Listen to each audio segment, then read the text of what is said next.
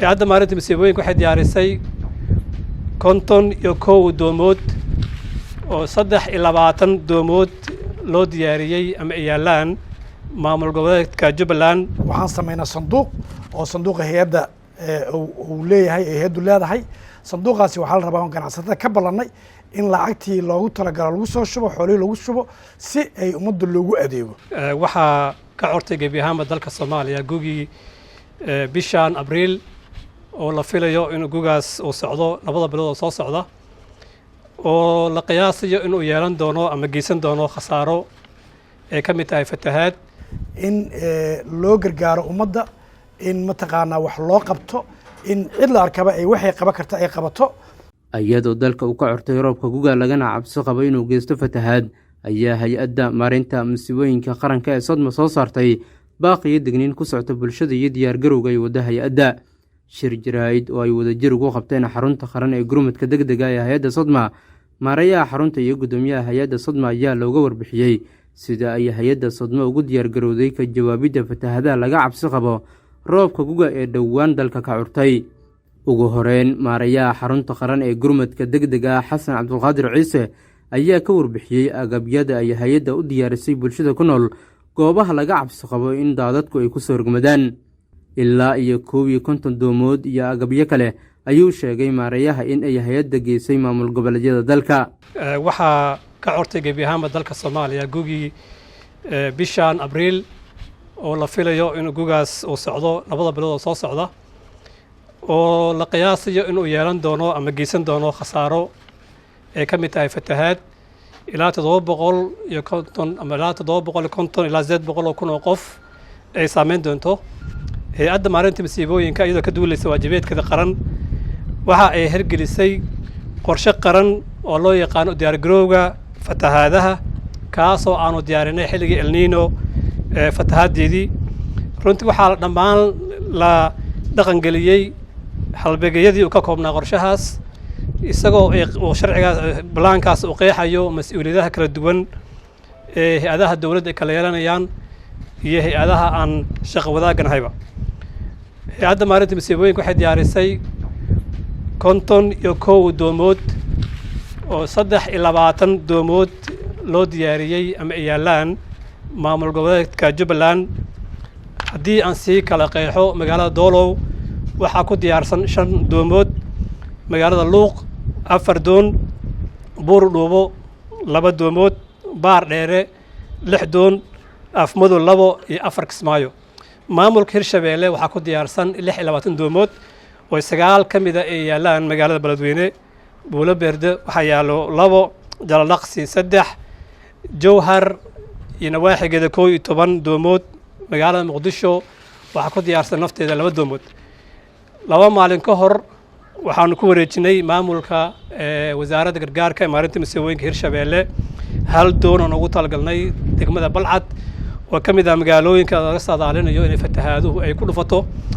bari insha Allah waxaan wareejin doonaa doon kale degmada Afgooye oo aan maamulka wareejin doonaa oo si la mid ah idana insha Allah baahidaas loogu talagalay waxaa diyaara ilaa 1 milyan oo baco ah ama jawaana lagu aruuriyo ama lagu shubo carrada oo loogu talagalay in lagu daboolo meelaha webiga ee soo jabsada biyahaas waxay kala yaalaan 7 degmo oo ka tirsan labada maamul 3 maamul goboleed Jubbaland Hirshabeelle iyo Koonfur Galbeed magaalada Baydhabo Jowhar Afgooye Baar Dheere Luuq Doolow iyo Baydhabo waxa ay hay'adda maareynta musiibooyinka oo kaashanaysa maamul goboleedyada aanu diyaarinay goobo loogu talagalay in dadka lagu sidaad gureeyo fatahaado intaysa soo gaarin oo ah dhul high ground ka ama dhulka sare ee magaalooyinka inta badan labada maamul goboleed ee Hirshabeelle Jubbaland oo inta badan fatahaadii El Niño ay ku dhufatay waxaa la dayactiray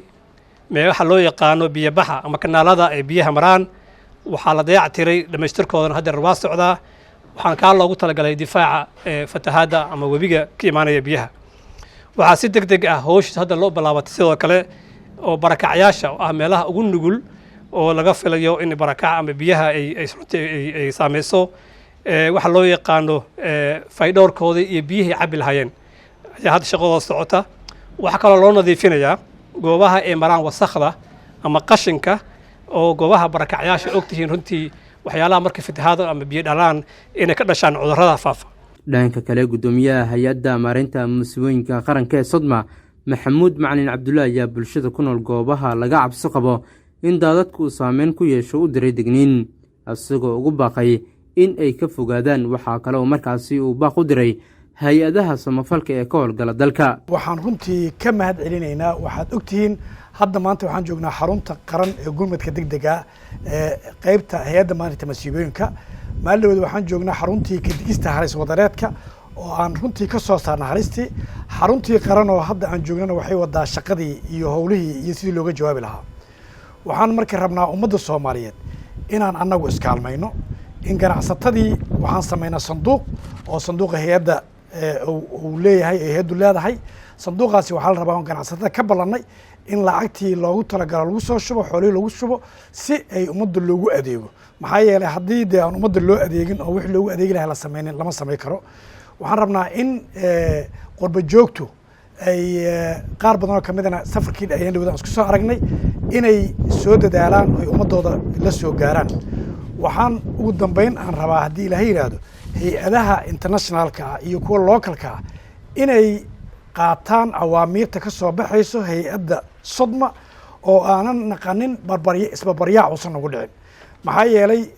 waxa aan qabanayno iyo waxa aan haysano resource-ku wuu yar yahay. maadaama uu resource-ku yar yahay waxaan rabnaa inaysan duplicate iyo wax oo mataqaanaa hal meelo badan looga adeegi kara aan hal meel looga adeegin. waxaa aad iyo aad aan rabaa insha allahu tacaala inaan ula dadaarmo ganacsatada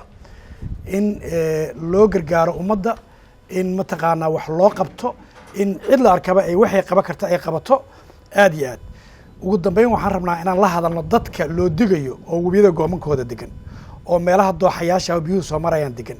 walaalayaalow hadda ka horay waxaa nooga baaba'ay naf iyo xoolaba nooga baaba'een. waxaan aaminsannahay in la badbaadsan karo haddii la dhegeysto digniinaha soo baxayo. waa in meelaha biyo mareennada laga sikado. waa in dadku ay feejignaadaan. maxaa yeelay abriil dhexdeedaan filanaynaa bishaan lagu jiro inay mataqaanaa fatahaadu bilaabato. marka in loo diyaar garoobo. aad iyo aad u mahadsantihiin. hay-adda maareynta musiibooyinka qaranka ee Sodma ayaa horay u soo saartay digniin ku aadan roobka guga ee dhowaan dalka ka curtay oo laga cabsi qabo inuu geysto fatahaad la mid ah kii deerta ay daayay sanadkii aan ka soo gudubnay kaas oo galaaftay nolosha dad badan oo Soomaali ah iyo hanti ay lahaayeen. Jacfar Maxamed, SBTV, Muqdisho.